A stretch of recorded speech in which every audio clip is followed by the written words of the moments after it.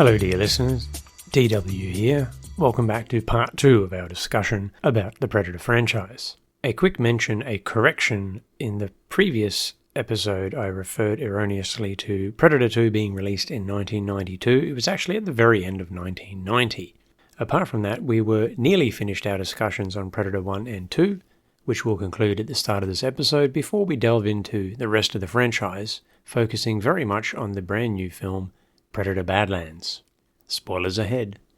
Fair enough. We might have some differing views a little on Predator 2. I'm not super hostile to Predator 2. Yeah. It's just that... Yeah, it's not a train wreck by any means. It's not a train wreck. It's just... I don't think it holds on to enough of what was in the first film. Yeah. The elevator pitch is much more succinct for the first one. Yeah. And there's a lot of iconography and setup in that first one that is entirely absent from the second movie until well in.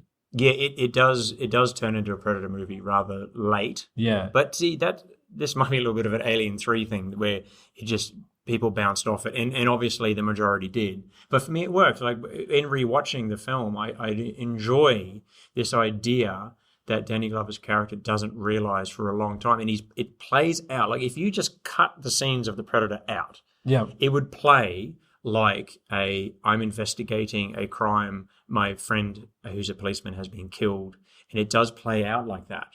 And I kind of like that, but the criticism that is a detriment to the film is also equally valid. So it's probably just a subjective thing for me. Yeah, I don't think it's a train wreck. No, I don't think it's. Yeah, it could have killed the franchise in terms of like. It wasn't successful. It wasn't a box office success. No. And it wasn't a critical success. No, it didn't. I don't think it was a bomb. I just think it underperformed from memory. And I mean, the first Predator notably didn't make it turn a profit until maybe the DVD age, or it's certainly well into the VHS. It was like it didn't make money at the time, is the point. But it was a cultural icon, and it did very well in rentals, which obviously justified. It's a real teenage boy movie. Yep. Yep. And notably, quick mention. I think the director said this.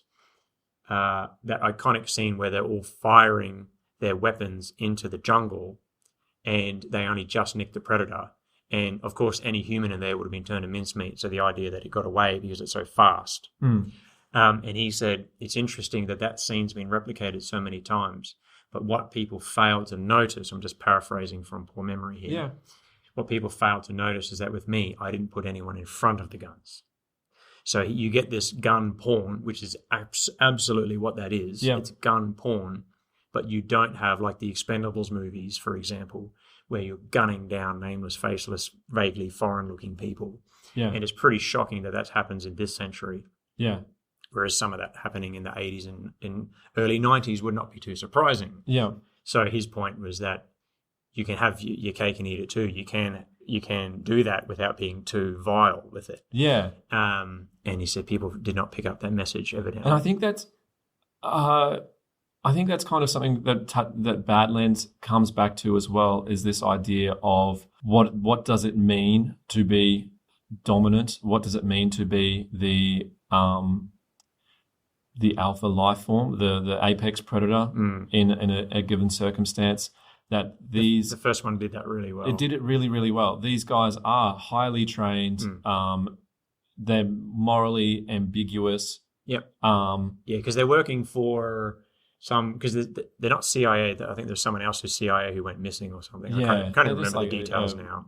They're operatives or something like that. Yeah. Private. And the idea that the predator, and I mean the overall conception, of course, is the idea that the predator is going off after the the most dangerous prey. Yeah. The predator hunts the most dangerous prey. Yeah. And of course, to hunt these. Yeah, in the 1980s, that's definitely going to be Arnold Schwarzenegger. Yeah, that's it. But Arnold Schwarzenegger is not able to get the drop on the predator until he starts being crafty himself and choosing his moments and choosing his battlegrounds and not being reactive but planning ahead and being thoughtful and that is a really, really good formula for storytelling, and that's the template, and that's the third act Predator template. I think that is so satisfying to watch, is where our protagonist starts to hunt differently. Yeah, and to be honest, I don't think they try to copy that in Predator 2, and I don't think that quite works. It just means that Danny Glover's manages to use the disc. Like and he just pursues him, but there's no sense of him. There's no equivalent of, not that I want everything to rhyme, but there's no equivalent scene where he lays the traps. Yeah. He pursues him and manages to get the upper hand, but there isn't any equivalent of that. There's not, which, probably is lacking, I suppose. So, shall we move on to the third movie then? Yes. Predators. Predator again is what we call it. Predator Returns. Yeah, pretty much. So it's Predator with a dollar sign at the end, shall we say. Yeah. But although didn't quite. No. I think it was the most successful up to that point, though. I think it was commercially successful, whereas the first two weren't on initial release. Yeah. It was right in the middle. It's like 51% or something in Rotten Tomatoes. Yeah, I can see that. It made its money. Yeah. And it's exactly that. So we got Adrian Brody, and what they did is they quite literally said, let's do the first one again. Let's reset. Yeah. And just everything's bigger. So it's the same thing, except now you're on an alien planet. Yeah. Instead of one predator, you got two different types of predators. It's just let's dial everything up. Let's do more. There's a little bit.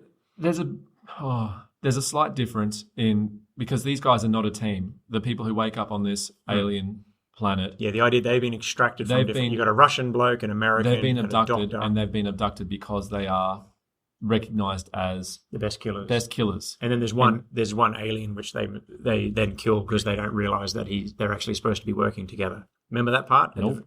The very, very, very beginning. Okay. The team gets together. Who are you? What are you doing here? Yeah. And then they see an alien, or they see something, and you would think it's the predator, but it's just another alien. And you realize that what the predators have done is they grabbed 6 of them, I think, from Earth. But then they also grabbed an alien with the idea of from somewhere else, we don't know where, and he's evidently the best from his species, and they put him with the 6 humans, but the humans go, what the hell is that? And kill it. Yeah, right. And then they figure out later that, you were supposed to be working together. Mate. Yeah, right. But of course they couldn't communicate, so of course they attacked each other. Just a little side note there. Yeah, no, the also Lawrence Fishburne's in it. Lawrence Fishburne, Adrian Brody, Topher Grace. Yeah. It's a decent cast. Yeah, and at the time, and you had old mate who was evidently getting typecast. I can't remember his name. He was in Prison Break, which was a big deal, and he's playing an ex-con. And he was Dracula in Blade Trinity. I think that's him. Oh, him. Yeah. No, is that who you're talking about? No. Walton Goggins. Him. Yeah, he's great. He's in Fallout. Apparently, I haven't watched that. Yeah, so Walter Goggins, who was at the time in Prison Break Series 1, which, maybe that was just a couple of years prior. It was recent anyway. So he was apparently, you were a prisoner in that, you should be a prisoner in this too, apparently. Yeah, he's just got such a good drawl, like a Texan. Yeah. So, absolutely. The cast was on point, and you had, Machete, what was his name? Oh, Danny Trejo. Yeah, there you go. He's so good. Yeah, and he's not in this film very long, but he... No, because I think this was produced by Robert Rodriguez, who... actually, that sounds familiar. Is El Mariachi and Desperado and a good friend and frequent collaborator with Tarantino. Yes, as we've mentioned. I think he's Sin City as well. And so it's like, that's good. That's probably where Predator needed to be, was like B-movie adjacent at this time. I guess it was an important film because it helped correct. It was like a course correction. No, that's not the right term. Whatever. It helped get the franchise back on track because remember, at this stage, it'd been nearly 20 years since the last Predator. Yeah. But in between, there'd been this little awkward experience with Alien versus Predator. Yeah. And I do remember saying, it might be all my fault that these things exist because I remember saying to a friend, I'd love to see another AVP, another Alien, and another Predator. And we got AVP 2, we got Prometheus, and then we got Predators. And, all right. And Predators is the best of those. And I went, at least Predators was a functional film. Yeah. But the thing is, but who cares? Like, just go back and watch the original. It doesn't do enough for me but it was important for the franchise. Yeah, it's kind of like they've given the franchise CPR, and they've attached the defib to it. It's a bit of an early legacy sequel, I think, where they just went, let's just do the thing that people are familiar with before even Tron Legacy, before Force Awakens, although not long before. It's there's a lot of it's. I think filmed in Hawaii, so they're back to a tropical jungle film. The climax is very much harkening back to the climax of the original movie, where like the hero is using the environment to disguise themselves and hunting the predator. Which I mean, that's good film. That's good cinema. It's very cathartic and empowering to watch someone who has been hunted for the last 2 hours to spend the last 20 minutes being the hunter. Yeah, absolutely. And so they went, return to formula, let's do that. But I think it's not even just return to formula. It's like it's solidifying the formula. These are the parts that work in the first movie that were missing from the second, and they're back here now. And it's almost helping the audience to understand this is what this franchise can offer. Yeah. This is what we can do. Yeah. And then let's move ahead then. Yeah.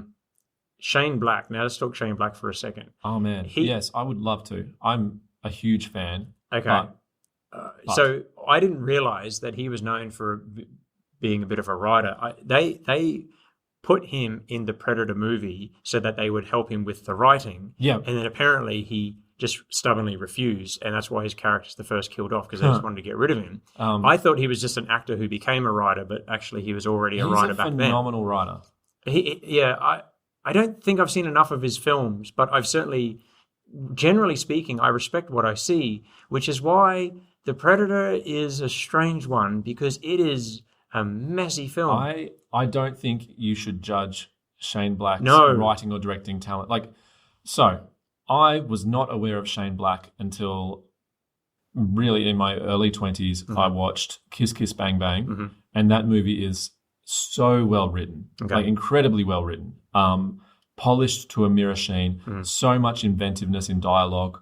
I cannot recommend it highly enough. It's responsible for Robert Downey Jr.'s career renaissance.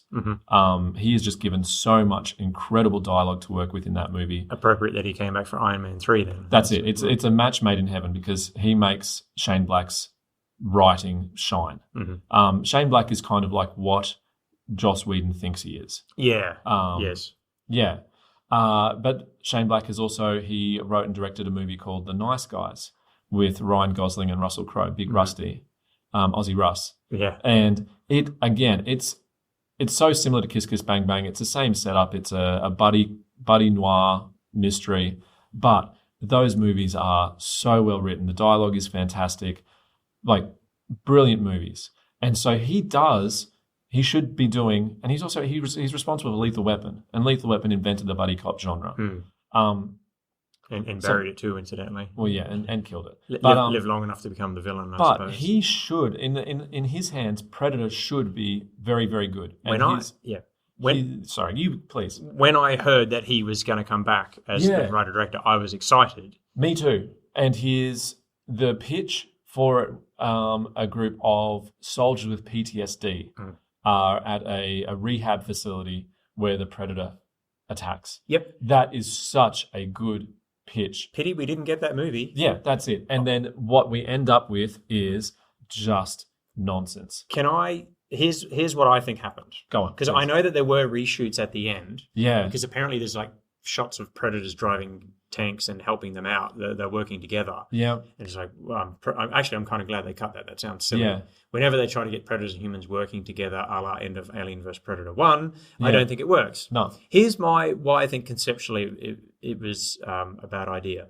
So there's a plague of films, and I just can't think of other examples off the top of my head, but perhaps you'll think of some when I mention this. There's this recent idea that I want to say in the past 10 to 15 years where Hollywood starts to go, here's these established franchises, we got all these different ideas, and instead of choosing a script, they jam three together. And I think The Predator is that. So on the one hand, you've got this One Flew Over the Cuckoo's Nest, but with predators, which again, take this genre and then jam a predator into it. What an interesting idea. Yeah. Then you've got one of them has a child who's autistic, so maybe autism is the next leap in human evolution. That's kind of insulting as hell. Yep. Don't do that. So movies ever, or people in general. Yeah. Autism, ASD, any neurodivergence, that's not a gift. It's a diagnosis. It's fine, but it's not like the next step of human evolution. Yeah, that was embarrassingly written. Yeah, that's terrible. And I genuinely believe that was a significant part of a script somewhere. Yeah. And then they said, let's shrink it down and make it a part of this. Yeah. And then you have this, but there's a second predator that's going around and extracting. It's got a bit of human DNA. It's got a bit of this. It's got a bit of that. And they're the reason for climate change. They're making the planet warm so they can eventually inhabit, blah, blah, blah, blah. So you got this predators are going to come and invade Earth concept. And they said, let's shrink down, that put that in. Yeah. And as a result, the One Flew Over the Cuckoo's Nest thing got shrunk down. So in the end, when they're on the bus, you got the prologue of the main character that sets up that basically he encounters the predators and he's got some alien technology with him. And then the movie starts and he's basically in the bus with all of these other people. Yeah. And then they're going towards the facility. And I'm thinking, great, they're going to be in here powerless because they're basically prisoners. Yeah. And then the predator's going to be picking people off one by one. Oh, no, there it is. The predator's right there. They're not even in the facility. They already see the predator. All of them see who it is and go, there's an alien. And then it turns into a Predator movie within half of the first half of Act 1. And I just went, what the hell are you doing? Yeah. Then the whole subplot of his son being autistic is just sort of sprinkled around. Okay. And then you've also got this other predator coming in. And I genuinely think this is not just because I've seen this happen elsewhere as well. I think it's like one of the Venom movies or something. Where anyway, it's happened elsewhere where I genuinely think they've had 2 or 3 different scripts and they've just jammed it together. And of course, it's a bloody mess. Yeah, and I think it has Predator. It has the Predator aliens in it, but it's not a Predator movie. No, there's none of the pacing, none of the tone. It's so fundamentally different from what any of the previous movies are. And different is not necessarily bad, except that you've replaced it with a jumbled mess. Yeah, it is so full of lore instead of story. Yep. It's so much like Prometheus. It is so similar to Prometheus in that you're trying to explain climate change as a predator. Either the predators are reacting to it or they've facilitated it. Neurodivergence, the next, there's so much story that you're not telling. You're just you're expecting the audience to go with you, while at the same time I don't care about any of these characters. No. All of this looks like glowing black sludge. It's a miserable movie. It's terrible. Yeah, I actually rewatched it maybe early this year just to remind myself, and went, I mean, Shane Black's a competent director, so even though this was the final script that they came up with, it moment to moment, it's shot reasonably well. It's watchable. Yeah. But it's from top to bottom, it's not good. It's really not good. The last act is terrible. I would say it's poorly shot as well. Because of the reshoots. That's some of the transitions or the are just so disorienting. They're not composed very well. Which for a big budget movie like this and for a director like Shane Black, who's a Marvel director, he should be better than this. And that's what happens when you rush it. And that's not his fault, I reckon. There were studio notes. This movie stinks of Fox trying to start a cinematic universe. Yeah, and did you know, scoop from a 10-year-old movie, or however old this movie is, the end is a pod turns up, it opens up, and now you got this Predator killer suit, and that was supposed to be an expansion of other things.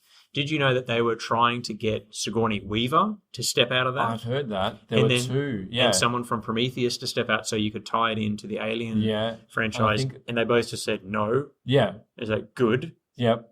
I heard they also wanted Dutch. They wanted Arnold Schwarzenegger to step out as well at one point. So they just wanted to set up a cinematic universe with this movie. And I think that's how you get these terrible plot points that don't mean anything, they don't contribute anything, they're not well thought over, like the global warming and the autism is magic. Yep. Like they're trying to set up 3 movies at once. Yep. And also, that was the other one, Terminator Genesis. That's a great example. Yeah, We'll park yeah. that. We'll come back to it. Yeah. That's exactly 3 movies jammed into one. Yeah. So just take a breath, please. They were trying to.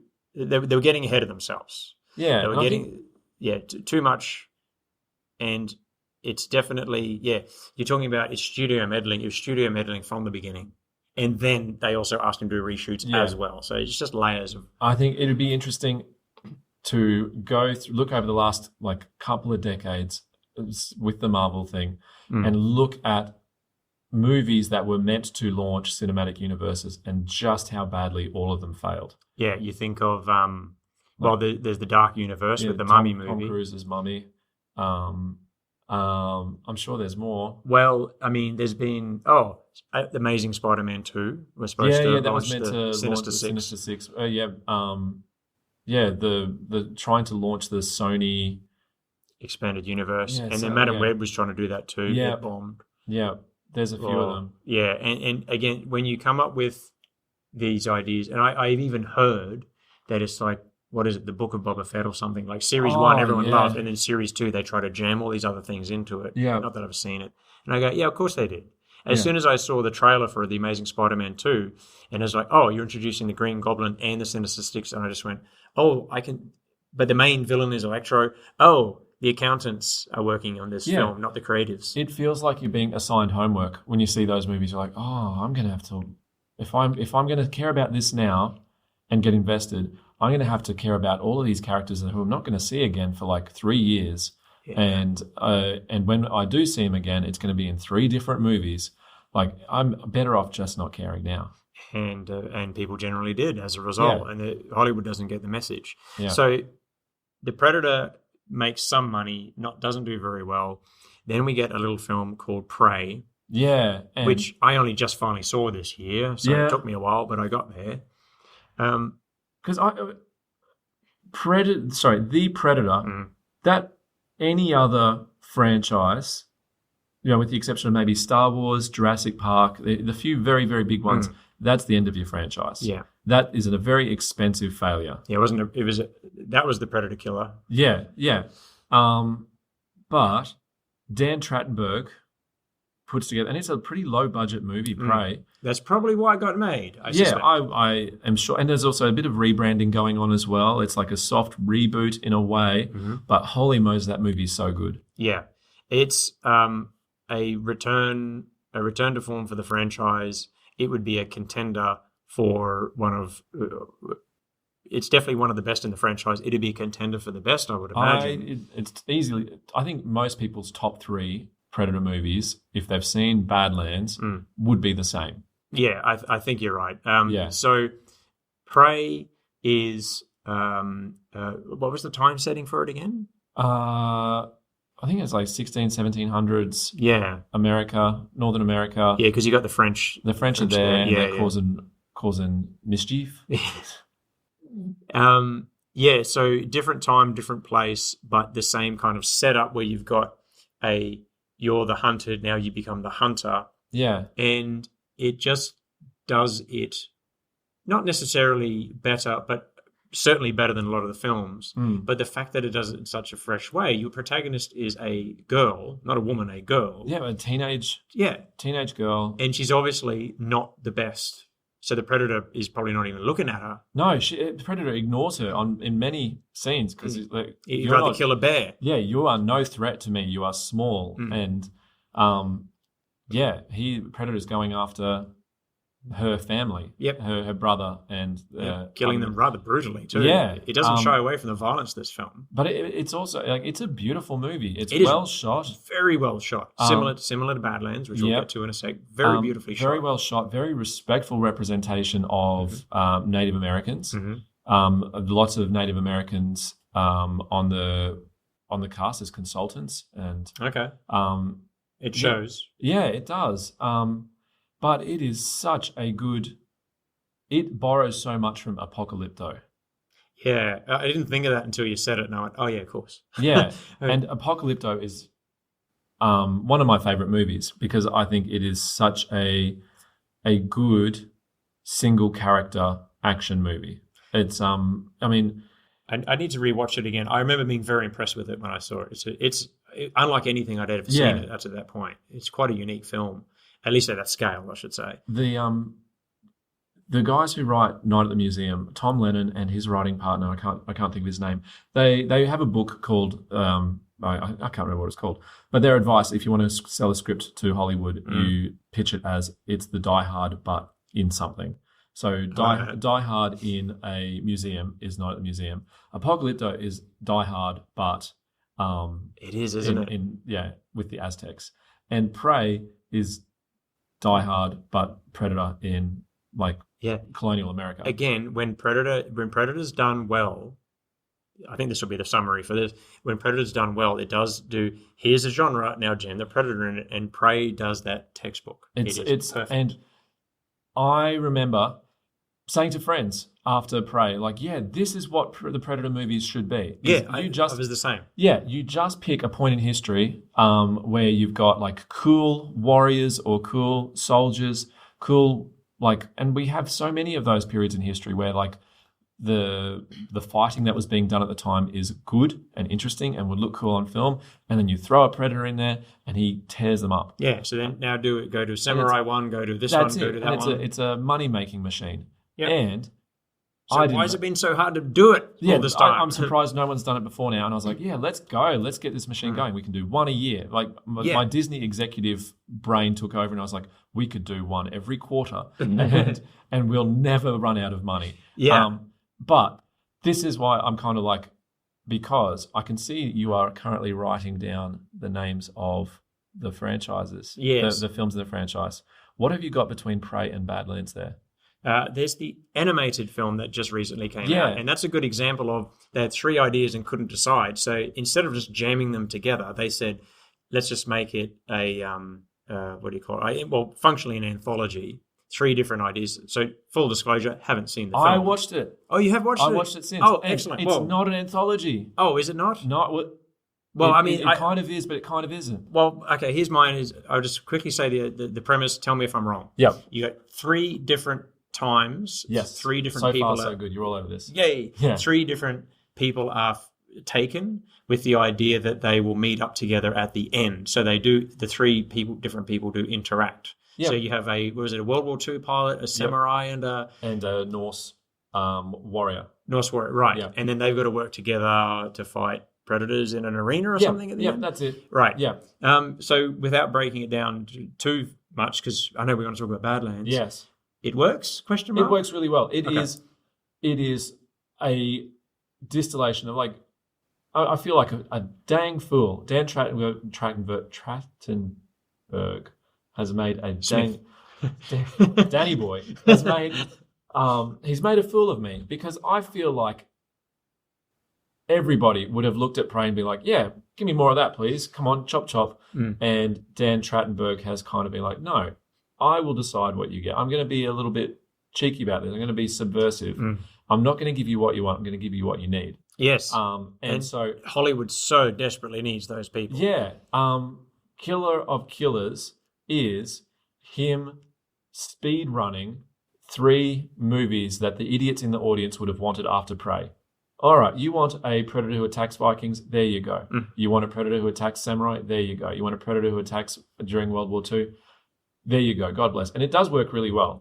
It would have been a good functional series of follow-ups to Prey. Yep. But Badlands is more ambitious and more interesting. Yeah. Because it's not repeating the formula. It is It's kind of. Yeah, but they're it's turning it mutating on the formula. Yeah. So the idea that you have an underdog who then has to learn and so on. So I went in knowing nothing. Are we going to talk about Badlands? Yeah, I think we might best move on. Yeah, I'm excited to talk about Badlands. Yeah. I went in not knowing anything about Badlands other than the director. Yeah. So I didn't know that the protagonist was going to be a predator. Yeah. So I like the idea. I like this when the movies come on. I really try not to know anything, so I don't have preconceived ideas. I went in thinking, is this just going to be Prey 2? Yeah. Is that, I knew it wasn't literally Prey 2, but I thought, is it going to be functionally just this story again? Yeah. And it has that at its core, and then just does so many things with it. Yeah. So many things. Do you want to give, I've got a whole list of things I want to mention. Do you want to give your impressions of the film? It's really good. That was easy. Yeah, it's very good. It's a very good movie. I think it is it wears its influences on its sleeve. Yeah. There's a lot that it borrows from, and there's parts of it that I like more than others. Same. But it is a really, really good Predator movie. If what you go to a Predator movie for is to see an underdog turn the tables on their obvious stronger betters using their intelligence and their wits, then this is that all over. It is such a good distillation of that. Yeah, it's the sequel that nobody asked for, but I'm so glad we got. Yeah. Here's my notes. Yeah. Sound design. Oh. The sound design was one of the best I've heard. Not the best, but one of the best. When I think of good sound design, I think of Hans Zimmer doing his work and Dune and things like this. There's a lot of Dune in this. Yeah. The throat sing, the whoa. Yeah. Yeah. But not quite as, because when Hans Zimmer is in the room, you know. Yeah. Whereas here, it was a little more subtle. Yeah. Not very subtle, but a little more subtle. But there's moments. So you and I actually went to see this together. We did. A first for the show. Yeah. Was it a date? Did we go on a date? I think maybe yeah. a date. Yeah. Yeah. I'm blushing. We we saw it in a thing called VMAX, which I guess is like the Kmart version. The V stands for volume. Yes, I think so. Yeah. It's the Kmart version of IMAX. Of IMAX. Yes, it's the Kmart version of IMAX, I think. Yeah. It is better. You know what I like about it? It's about fidelity, not just volume. So I walk out of VMAX going, my ears aren't bleeding. Yeah. But it's high impact. Whereas the other ones just turn the volume up. Yeah. So when the big creature, which is the whole point, I need that for my trophy, says the Predator, and it steps on the ground, my chair was vibrating. Yeah. That's fantastic. You don't get that at home unless you have a really interesting setup. No, the sub was very, very good on this. Yeah.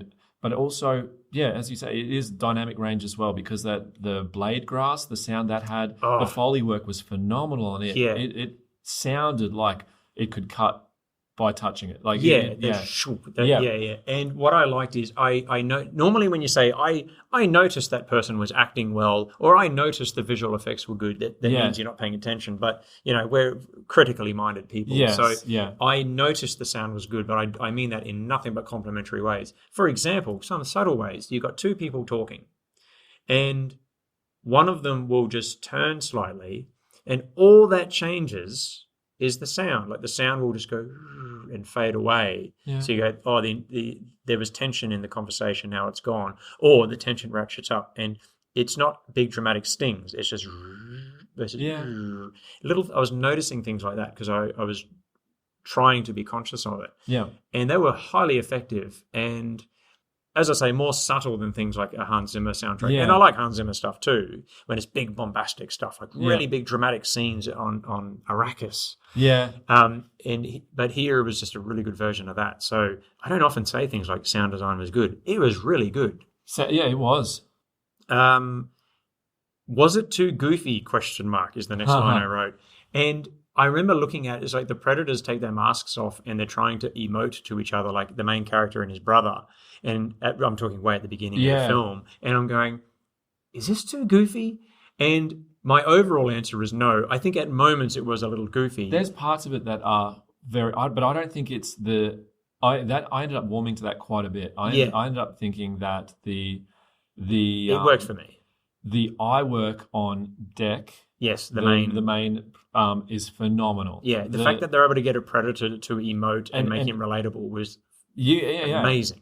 I mean, maybe he is incredibly relatable because he has been humbled. Yeah, and that's such a good way to create a relatable protagonist is to have them humbled and lonely at the start of their story. Yeah, the idea that he's betrayed by his father. I guess I think we'll say, because it's new, we won't do don't full look too much spoilers. into it. But basically, he's betrayed early on. He wants to prove himself to his father, but at the same time hates his father. And despite the fact that they're these wacky looking aliens, Stan Winston creations, they're, as you say, very relatable. They're interesting things, like they made his eyes bigger but very articulate. Yeah. They also made him shorter in stature. He's weak. We got to weed out the weakness. Yeah, and he's identified by lots of people in the movie as like, you are small and weak for a predator. Yep. It is reinforced so often that he is the runt. And he hates it. Yeah.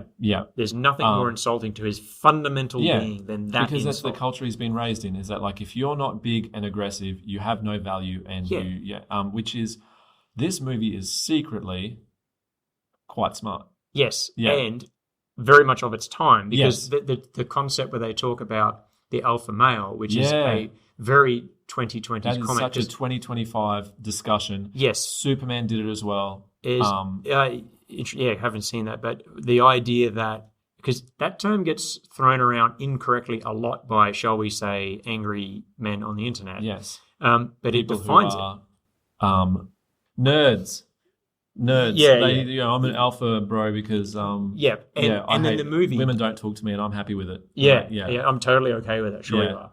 The idea that then explains, the alpha is someone who leads but collaborates. I'm paraphrasing best heavily. Equipped to take care of, to protect. Yeah, is the alpha, not. Whereas the predator in Deck, as the main character, is the equivalent of those meathead people on the internet. Yeah, and realizes that no, this isn't working. I've tried this again and again, and it's not working. Yeah, I need to rethink. And then he joins the pack and becomes the leader of the pack, as it were. Yeah, which. And there again, that's a very, maybe it's not as on the nose 2025, but in terms of stories that we've seen in blockbuster cinema for the last decade, the found family is a huge one. Yes. This is it. This Absolutely. is a found family movie. Yeah. So was Guardians of the Galaxy. So was the most recent Star Wars trilogy. Like it's a very... True. And I don't know why that is necessarily, why we have that. Yeah, why now? It's a relatable story, but why now? But sure. Does it have to do with like social atomization and people feeling more lonely and disconnected from their friends and family, that they do romanticize the found family a little bit? It makes sense. It could be. Yeah. I was thinking he ends up with an android who's missing her legs. And I was thinking, how are they going to get humans into this? So the synthetics make sense. Yeah. And then meets up with a small little kind of cute but very powerful creature. Yeah. And I was thinking, this is becoming Guardians of the Galaxy, but it wasn't on the nose. It worked for me. I thought it was pretty good. And that was where it was goofy, but I wasn't going, is this too goofy? He got the tone right. Yeah, it's using humor, but it wasn't annoying humor. And neither of those two characters are, like, they're both quite essential to the story and the plot. They're not just like tag-along sidekicks they're not Donkey from Shrek. No. They're plot points. Yeah. And you don't necessarily know why and how it'll play out. Yeah. So you probably won't spoil all that stuff, but I thought those characters were used effectively.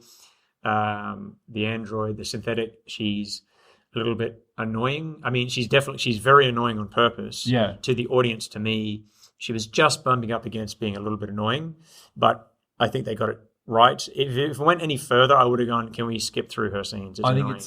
She is overbearingly optimistic and chipper. Yeah. And that is, it's overbearing until you meet her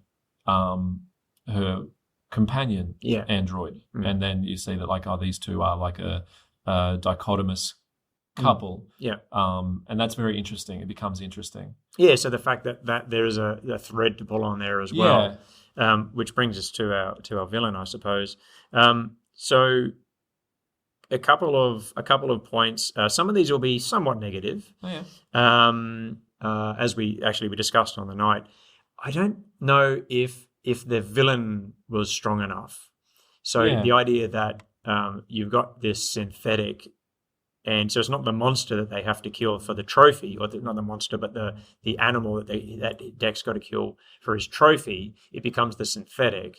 That worked for me, but I wanted a really satisfying. I really hate who she is. I think she needed to really like, here's a thing you want, and I'm just going to crush it in front of your eyes so you can't get it at the moment. And they never really went there. Get there. I wanted to hate her, Yeah. so seeing her taken down was satisfying. And they didn't lean into that hard enough, I think. Yeah. But I agree. It wasn't a big problem. Maybe this is me trying to make myself happier with it, because Yeah. I do recognize that is like the villain is the weakest point of this story, unless the villain is like that company.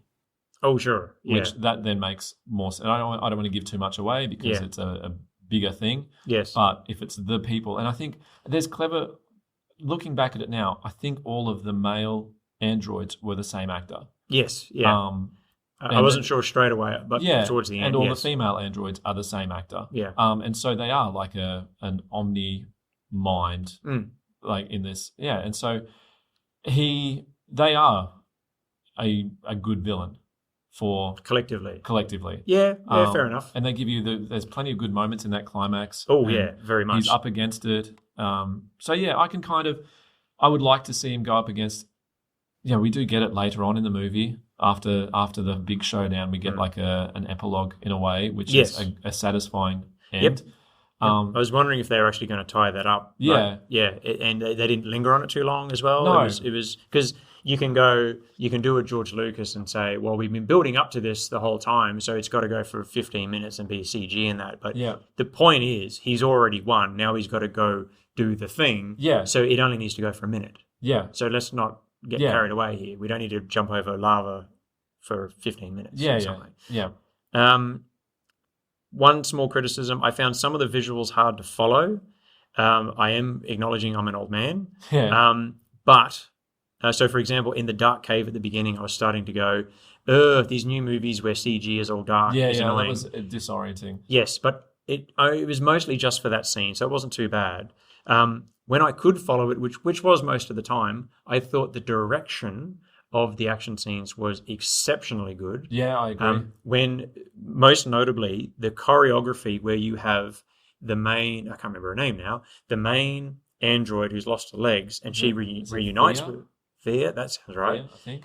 When she reunites with her legs, and her legs are fighting someone, and her top is fighting somebody, but it's functionally like there's two different ones. Like it's directed like it's two different entities, but it's just legs or just the top half. That was incredibly well done. Yeah. And they don't do too much of what a lot of movies do, super slow motion or something dramatic. Who cares? Yeah. You can do stuff with computers. We don't care anymore. They didn't linger on that. Yeah. It was so well constructed. If you care about well constructed fight scenes, I guess, for lack of a better term, this film absolutely delivers.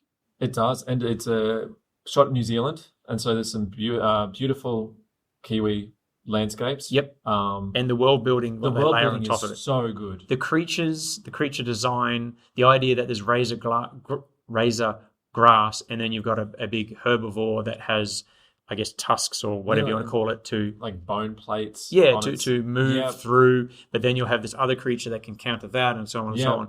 So well thought out. And like, I'll just mention probably my one criticism of Prey as well. The idea that they set all these things up, but they actually pay off. Prey does that, where the girl fails here, and then she tries something else and fails there, and fails there, fails there. And I was thinking to myself as I'm watching, we get it. She's an inferior person, rah, rah, rah. I only needed to see her fail twice. Why am I seeing it fail 5 times? Well, of course, all 5 of those things pay off. Yeah. I still think it went too far, though. I get it. She can't do the thing. But it all pays off, and it does in this film as well. So clearly there's thinking ahead. There's a purpose for everything. Yeah, that's it. I can see the machinery now, but that doesn't make me like it less. It makes me like that machine a lot, because that machine is so satisfying. It delivers catharsis so well that you see Deck is like under attack from all these elements, but he's also studying them and watching them, and then he's able to draw upon that at the end. That is such a good, enjoyable thing to watch. It was very satisfying. I think Badlands does that better than Prey. I agree. It was very, very effective. Yeah. Last note, here's a question. Was it a horror movie? No. Yeah. No. That's what I think, because any other way, because Predator is in theory a horror franchise, but it's also so many other things. Yeah. And I don't know what, to me, it's like sci-fi with horror elements, like sci-fi action with horror elements. Because like if it were a human dealing with all these big monstrous things, I think it would have fallen more into, it could have been what is it in the King Kong where, like Peter Jackson's King Kong, where they fall into the pit. And the one just like sucks Andy Serkis's head off. Yeah, that's one of the most horrific deaths I ever captured on film. That's so horrifying. If you put a group of humans in that and they're getting picked off one by one, definitely it's horror. Yeah. That's not the film we got. So I don't think, like, there's no humans in it. It's a terrifying place, but being terrifying is not the same as horror. Because I didn't feel horror. Horror is like, this thing's going to get these characters I care about, but that's not what, I didn't have that feeling. I think in terms of tone, it's pretty close to a Mad Max movie. It's action, but it's not brainless action. It's action that is in service of character and like commentary, I guess. Yeah. And so this movie is a commentary on like where men fit. Yeah. Bit of colonialism there too. Yeah, social dynamics, colonialism because of that company being in it. So it's got plenty to say, and the action is in service of that. Yes. That's Mad Max as well. Mad Max is, that's a good point. In service of character, and it's a commentary on like environmentalism and consumerism and all that sort of stuff. But yeah, this happens to be a particularly good version of all of that. And it is. It's not so much, it's still technically like, here's a genre, put a Predator into it. But because the Predator's the core, it leans into, let's jam a Predator in this all the way. Yeah. And it is not 3 scripts that have been jammed together. It is a well thought out, well written. One well-honed script. And I think... Call it a glowing recommendation, I think. I agree. I think, God bless Dan Trachtenberg for he knew the movie he wanted to make. He wanted to make a movie about predators and the predator species and how they treat their weak. And if you told me that's what it was, I would have gone, I don't want to see that, because why are we learning about the history of the alien, Ridley Scott? Why are you doing it? Please don't do this to my franchises that I used to love. Stop smothering them. But he's just done such an interesting way. And it probably gets away with it because Prometheus is, sorry to use a technical term, but it's stuck up its own butt. Yeah, it is. It's so, whereas Badlands is, it's having fun with it. And I think it's the difference between learning, like, if I told you like the genetic history of a species, your eyes would glaze over. And but if I told you like this is the social history of a species, like this, it's a lot more interesting. There you go. So learning the social history of the Yachwa, I think that's it. That was pretty close anyway. The first time it came up in a movie was in Badlands. Yep. Yachwa. Something like that, yeah. That's their tribe interesting. And their culture, and you can see how it plays out and the interactions and all that sort of stuff. But more importantly, the character at the center of it is, against all odds, relatable. Yeah, that's it. I mean, I cared more about him than any character in all the Star Wars prequels. Yeah, I agree. He is he's not likable. He's frustrating as hell. Yep. He is a buffhead. Yeah, but when he makes that turn, which I won't say it because it'll spoil, but the idea that the synthetic, she says, "Oh, what, still?" And he's like, "No, I'm going over here for this reason." And you go, "Yes, he's got it." And it's so satisfying to see his character change. It's heartwarming. It is. It is. Because he's lonely. Yes, and I want to see this adventure continue. This new family. I mean, on the other hand, I go, they set up a sequel, of course, and I sort of go, "Oh, you might be risking a bit here," but I do want to see them having another adventure. So I was pleasantly surprised. I went in thinking I didn't think it would be poorly made. I just thought this is something I don't want because it's just another Predator movie. Yeah. And I kind of walked out going, I walked out very positively. It's one of the most enjoyable experiences I've had at the cinemas in a long time. Yeah, I agree. I like this movie a lot. It's not my favorite movie, No. but it's a very fun movie. It is. It's fun. It's well made. It's thoughtful. Yeah. Thought provoking. Without being like pontificating. Yeah. It's a good blockbuster movie. Yes, it's not pretentious. Yeah, it's not brainless. Nope. Yeah. Do you want to do the strike rate thing? Yeah. Let's This do it. is my favorite game to play. Yeah, let's do it. You can do it. So set us up. What are we doing? So the point of the strike rate game is this.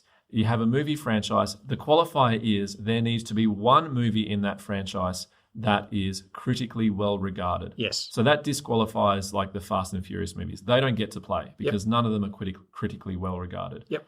You then need to find which franchise has the lowest strike rate. And so the way you calculate the strike rate is give the movies a score out of 10, then you divide it by the number of movies. Yep. Pretty straightforward. And it's up to you. Like if you honestly think Alien 3 is a 9 out of 10, God bless. You give it a 9 out of 10. But you're only fooling yourself. That's right. So even I'll admit that, despite my love of the film. So what I'm going to do with my scores, just to make it clear, because there's different ways you can rate it. You could say, here's a critical rating, like this movie is a beautiful Oscar-winning film that I acknowledge is probably a 9 out of 10, but I don't like it and I'd give it a 3. So what I'm trying to do is ride the line between those two. Yeah, I think that's a good way to do it, is be like, I really liked The Last Jedi, but it's still just a soulless Disney movie. It's a 6 or 7 out of 10. Right, yeah, that sort of thing. So I'm definitely trying for that sort of thing. So balancing the objective, there's nothing truly objective, of course, but the critical elements with my own personal subjective enjoyment. That's the way to do it, I think. So we'll just go through the Alien franchise first. Yeah, sure. And just for funsies, I'm down here, I'm going to put AVP and AVP2 just so we can give them a score. Yeah, right. I don't think they should be included in... No, because they're going to, if we're comparing the Alien movies to the Predator movies, they would go into both camps, so they cancel each other out. Yes, which is... I guess maybe if we wanted to bury the strike rate, we'd put them in. Yeah. But we don't really want to do it. No, we don't. It's not a fair representation of the franchise. No. So. Okay, would you like to go first? Alien's a solid 10 out of 10 for me. That movie is one of the best movies ever made. And if I'm not giving Alien a 10, I'm not giving anything a 10. I couldn't agree more. I did think about this a little bit. I'm giving it a 10. It's not incorrect when we use the word masterpiece. It is a genuine masterpiece. Yeah. There's probably a couple of things that have aged, like when the ship blows up, the visuals look very 70s, but that's so superficial. It is just so good. They couldn't have done better at the time. Absolutely. 10 out of 10, and they used it all well at the time. Aliens. I'll give it a 9 only because it's not as good as Alien, and I gave Alien a 10. Sure. I'm thinking about doing halves, and I think no, let's just keep it. I'm going to go 9 as well, because it is basically a perfect version of what it is. Yeah. But if I was just to go purely on enjoyment, it's not just one step down from Alien; it's probably 2 steps down from Alien. Yeah. So hence, I'm counterbalancing that because of my preference of horror. It's a very, very good version of what it is. It is. It's not a masterpiece because I'm very, very selective with how I use that term, but damn close. Yeah. Very, very good film. I agree. I'd happily sit through it, skip picking the kids up from school. Yeah. Like we mentioned. Yeah. Alien 3. Now, this is where things might change a little bit. The paths diverge. Yes. Yeah. Alien 3. Nate, what do you reckon? You got to give more than a -1. Yeah, I'm saving that. I can see what's see what's down the list. Yeah. Alien 3, I will give a 5. Okay. I'm going to give it a 7. Crikey. I know. Yeah, right. Because of the aforementioned reasons, I think it works so well within the Alien universe. Yeah. And I love the focus on a single alien and the hopelessness. It is such a miserable movie. It is so utterly miserable, and I love it. It is, and the stark, miserable nature, that the sets and everything reinforce that so well. Yeah. That's why I gave it a 5. That's what got it those 5 points. Yep. Yeah. Yep. Okay, fair enough. We're diverging slightly. So, Alien Resurrection. 3. I'm going to go a 4, and the reason is because I think it's similar with the alien hybrid, not hybrid, whatever that disgusting. The thing at the end where clearly you bounced off it and I loved it. Yeah. That gives it a 4. So just for context, I consider a 5 basically a pass, where it's like, yeah, that's okay. So anything below a 5, I'm saying it's not a pass. But a 4 is like, it's functional, it's all right. There's a couple of good points that really work for me in Resurrection that bring it up to almost okay. Yeah, I've been talking to people about my 5-star rating system, because it's one of those things I would like to get right in terms of expression. And so like 2.5 stars, so 3 stars is like the average rating, 3 stars. And I think 3 stars is fans of this thing will enjoy this thing. Yeah. So fans of Alien movies will enjoy this Alien movie. Yeah. And I don't think Alien Resurrection gets there. Yeah, I think it's got to be less than 3 stars. So I think 2 stars is maybe. Yeah. Hence your 3. So I'm saying 4. I'm saying it gets close to it, doesn't hit it. I don't think Alien fans like Alien Resurrection. Yeah, I think parts of it are absolutely some very good stuff for the Alien franchise. Yeah. Parts ain't enough to carry a film. So agreed. Prometheus. 0. I'm going to give it a 1 because the visuals are great and Fassbender's fantastic. Oh yeah, Fassbender's fantastic. But even then, that's a 1. Yeah, that makes me more angry. They wasted Fassbender. Fair enough. Yeah, 0. That's take powerful. a point off. I count it. Yeah, -1. Okay, so Covenant. Oh, 3. Oh, okay. That's interesting. That's a big jump. Yeah. I'm going to go 2, so only a modest improvement because I've got Fassbenders. You got 2 Fassbenders. Yeah, 2. That's right, it's a 2. Okay. Again, and the setup is very Space Odyssey 2001. You get a lot of time in beautiful space stuff. I think I was just Prometheus pissed in the pool for me, and I wasn't ready to take another mouthful. Yeah, beautifully put. Yeah, thanks. Romulus. 7. Okay. Going back to my 5-star rating system, fans of Alien will find something to like in Romulus for sure. 4 stars is for fans of the genre, and I think horror movie fans would enjoy Alien Romulus. Or sci-fi horror movie. There's stuff in there. There are scary bits in there. Yes. I'm going 7 as well, which is interesting. So I'm because I did say last time it's comparable to Alien 3 for my enjoyment. I mean, but this is where, as I said, I move the scores with some subjectivity because clearly Romulus is a more well-made film. Yeah. Than Alien 3. That's not a debate. Yeah. So there's an extra point in there just because I love the film for Alien 3. You're allowed.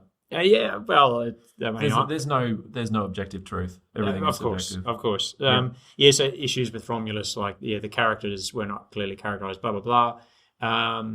But so much of it is done well and interesting, and I think it suffers from we've been here too many times. Yeah. Like if there were only 3 movies in the Alien franchise and then Romulus, like if there weren't Prometheus and Covenant, and Romulus turned up, I probably would have been more favourable towards it. Yeah. 7's still a good score, though. Yeah. I think 7's good for a Disney legacy sequel. Yeah. 7's really, really good. It is. I put Alien Earth here, even though it's a TV show. Do you want to add to that? Or do you want to include that in the strike rate? The finale of Alien Earth soured me on it quite a bit, so I'm going to give it a 6. I was really into it, and then so I'm just... I'm sick of shows that have a teaser or cliffhanger ending without having a second series greenlit. Well, I haven't seen it, so I'm going to give it 3 punctured craniums out of 7 broccoli sticks. That sounds reasonable. Yeah. That's about right. Yeah. Shall we move on to the Predator franchise? Predator, sure. Happy to keep going first? Yeah, sure. Go for it. Predator. So the original Predator, I think, is an 8 out of 10. It's interesting. Yeah, I was definitely thinking an 8. It is definitely a couple steps down from masterpiece cinema. Yep. It's a B movie that pushes the boundaries of what a B movie is, as far as in it's getting into the A zone. It's the film in the franchise as far as like setting it all up and all the stuff and over here and all. Because in Hollywood, if it's worth doing once, it's worth repeating in every bloody sequel, and it all stems from that film. It's nice to be reminded of the past. The past was nicer. Was it though? Yeah. I know. Predator 2. 5 for me. I think it's very comparable to Alien 3. Yeah, interesting you say that. I'm pausing for dramatic effect. I'm going to give it an 8. What the hell? You think that's as good as the first one? Yep. That's Looney Tunes. Yep, because there's the stuff that Predator does better that we discussed without repeating is better in Predator 1 than 2, but I like the way that it combined the thing. You're saying it didn't stick. Fair call. Yeah. It worked for me because I like the fact that if for 2/3 of the movie, it's not a Predator movie and it just cuts away to some Predator stuff that could have been from a different movie almost. Yeah. As far from a plot point of view, I mean. I like that it leaves that to the side. But obviously, if you bounce off that, it's going to be a hard drop, which it was for you. So we got some clear difference there. Fair enough. Again, if you're talking about objective, stop saying objective, critical structure of a film, Predator 1's clearly better. Yeah. But I just like the way 2 came together. I know. That's why I paused for such a long dramatic effect. Yeah, you're trying to build up the courage. It was. I did hesitate. But I did have 8 in my mind, so I was going to stick with it. Predators. I will say that is a 6 for me. Yeah, spot on. 6. So, like I said, if 5 is a pass, it's definitely better than a pass. Yep. It's unapologetically, it is what it is. They were not trying to They were just trying to hit the franchise with a defib and wake it back up. And they did. It worked. Yep. It did the job. But then the Predator came out. So what do you reckon? Because there are some elements of this that are well done. Is it as bad as Alien Resurrection? Or is it... No. Okay, I'm going to give it a 3. I'm indecisive. I'm going between a 3 and a 4. Yeah. Because a lot of it is competently done. There's something I'm just realizing as we talk. Very distinct characterization. Yeah. Which is not the same, as I said, as saying good characterization. No. But that at least I look at everybody. I know who they are. I know it's happening at all times. There's a lot of, despite all the chaos. But there is too much going on. There is. No, you're right. You're right. 3. Yeah, you're right. No, there is just too much. Yeah. Where it worked for me with Predator 2, it just fails epically. Yeah, there's too much going on. Given how bad it is, 3 is not bad. Yeah. Like that could be a 0, that film. Like there's a discussion that we will have in a moment about like how these numbers look on paper. And there's a story to be told, I think. Yes. Prey, I think, is an 8. Oh, same, 8. I'm putting it on par with the first 2. Yeah, I think it's probably a better movie than the first one. But it's wearing the first one's clothes. Yes, and so naturally it can't. Yeah, it feels like it's a little bit limited by it didn't come first. Yep. And it's just not as inventive. Sure. Yeah. Sure, but it is very good at what it does. It is very good. To put it this way, as much as I respect Prey, I'm happy if I never watch it ever again. No, don't say that. Yeah, I'm not saying I don't. That sounds more negative than I mean. It's just like I saw it. That's good. Yeah. But if you were to put any Predator movies in front of me, the only ones I'd want to watch is Predator 1, 2, and Badlands. I don't actually want to watch the others again. I've rewatched Prey a couple of times since then, and it's enjoyable on rewatch. Yeah, fair enough. Yeah, I saw it and went, oh, good. Glad I watched that, and I just don't need to see it again.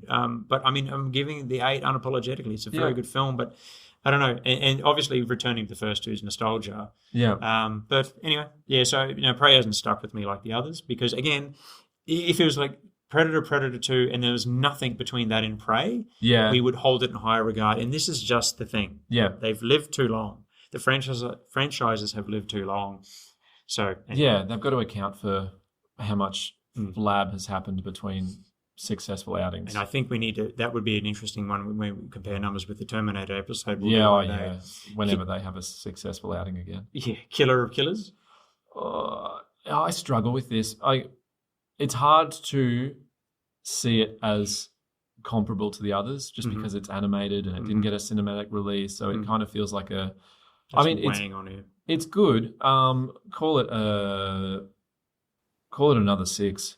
Oh, okay. It's good. It's like, it's whatever. Yep. It's like with the Star Wars Clone Wars movie where it's like, I guess it's a movie and I guess it's a Star Wars movie, but it's hard to include in any discussion. Fair enough. Haven't seen it, so I'm going to say 4 mandibles out of 6 cauliflowers Again? Oh, okay. instead of the broccoli. Yeah, Yeah, right. Badlands. Yeah, right. I think it's an 8. Yeah, I was going to say it's an 8. Easily for me, it's an 8. Yeah. But like I said, the difference between that 8 and Prey 8 is that I would happily watch Badlands again. Yeah, I can see with Prey, that 8 is solid. Badlands could go up. And on rewatch, it's such an enjoyable movie. It's new, so yeah. Like the first time I watched Fury Road, I thought, oh, that was really good, and then watching it again and again, you're like, oh man, this movie has no flab. You couldn't excise anything from this. That's true, and I feel Badlands is maybe the same. Yeah, it's a movie that will reveal its value over time. Yeah, and to go back to it, like Prey was doing what the other movies did, but in a new way, in a new time, a new protagonist. Whereas Badlands was really turning it on its head. It's very inventive. Yeah, and that to me is a clear. When franchises live this long, how can you justify your existence? Do a Badlands. Yeah. So I'm sorry we cut out the process of us calculating things slowly. So the result wasn't that slow. We're actually pretty good at maths. Yeah, it was actually how long it took. It was very quick. Yes. So, Alien, your average, accounting for the fact that you rated one more, but that's fine. We divide it appropriately. 5.38, mine 5.7. Yeah. So we'll talk fairly comparable. Sounds like I'm a little more favourable to the lowest points. Yeah, I think, But not by much. Yeah. Apart from Alien 3, we were right. Everything was within 1 point except for Alien 3. And that's incredibly low given that Alien and Aliens are two of the best movies. Two of the best movies ever made. Yeah. And we both said 9 and 10. Yeah, that's not good. That's terrible. And I think that is the biggest story to tell. So our strike rates with the Predator movies are also fairly close together. Slightly higher than Alien. So mine was 6.2 and yours was 6.8. Yeah. And the only real difference, again, just one film, Predator 2, there's only one difference. We're actually identical in most of the scores. So we agreed, generally speaking. It's interesting that, because I think you said this at the end of the last episode, that whilst nothing in Predator matches the heights of Alien, but there also nothing completely bottoms out in Predator like it does with Alien. It's never had anything as bad as Prometheus or Alien Covenant. In there. Even the worst, The Predator is probably still better than the Alien Resurrection or Covenant. If I had to argue. I would rather watch Alien Resurrection, but you're right. The only positives I can say about Prometheus and Covenant is at least he was trying something and he was quite ambitious. It's just it didn't stick. It didn't work. Don't need to repeat our thoughts though, but it just really didn't work on any level. In terms of where each franchise is now as well, I'm certainly more optimistic about Predator than I am about Alien. But if I was going to say, what's my favorite franchise, if I just zoom into the parts that I like, definitely still Alien for sure, because Alien is in my top 5 films of all time. Yeah. Whereas none of the Predator movies even make it into my top 10. But there's a massive gap.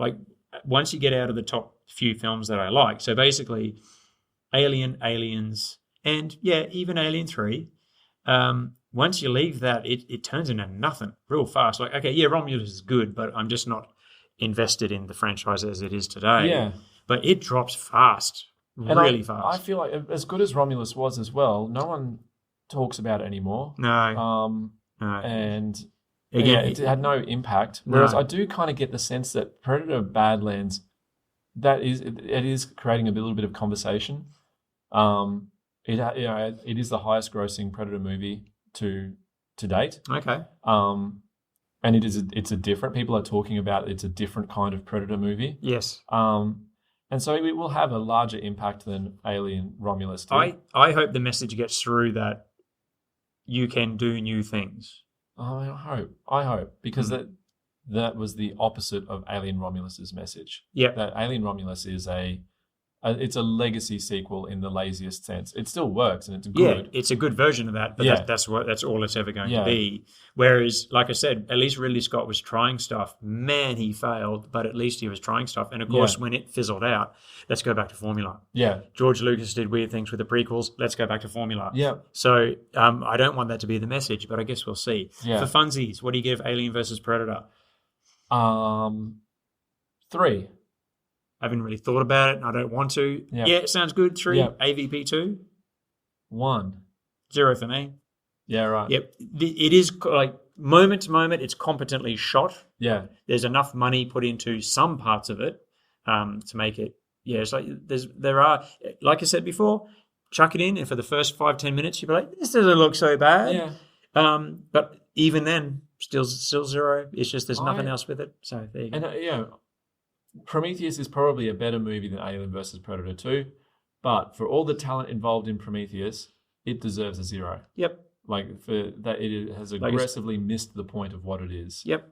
Whereas, just because I love Fassbender so much, I'm Yeah, going to keep. Fassbender's- It's funny that the only 0 you gave was Prometheus, but the only 0 I gave was AVP 2 of all things. But anyway, that's Just out of curiosity, what movie series or what franchise do you think has the lowest, using this model, has the lowest strike rate? on the idea that you have to have a classic in it first. Well, you've got to though. have a critically well-regarded movie to That's qualify. an interesting question. I reckon there's some contenders in there.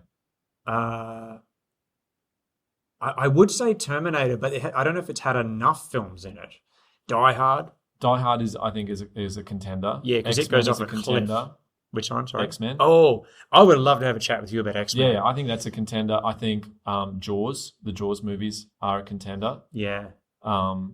There's lots of movies that they've got one good installment Yeah. that gets them into the competition, and then it's which is the worst series overall. And it's fun to think about. Yeah, that's an interesting idea. I think this is definitely going to be a sort of sub-series. We definitely need to come back. Yeah. My personal choice, Terminator and X-Men. I would love to have those conversations. Terminator's a good nominee. Yeah. Because it got 2 critically well-regarded movies, but then Yet somehow. is anything subsequent to those above a 4? My contention would be that there is, but this is where we've got some. I'm just pointing to the Alien 3 scores, as I say. Yeah. We have had some differences. So yeah, all right. Maybe it's probably going to have to be next year at this point. So I think we better wrap things up. Sounds good. I guess I'll just wrap up by saying the Predator franchise is, for me, it's not a franchise I'm invested in. But Badlands may change that. So a lot of nostalgia at the top end, and then Badlands, a very hearty recommendation. Still prefer Alien as a franchise because of the high points. I feel similarly. Where Alien is one of my favorite movies of all time. I've never felt I loved Prey. Never felt particularly strongly about the Predator franchise. But like Superman earlier this year, like I said, there's a lot of similarities with Superman. Badlands has made a fan of me. It's presented something, a traditional male icon in a way that I can find identifiable, and I really enjoy that. Excellent. Yeah. Well, I look forward to chatting to you perhaps about Superman at some point too. But for now, we better leave it there. Oh, thank you once again, Nate. Wonderful chatting with you. Thank you. It has been a pleasure.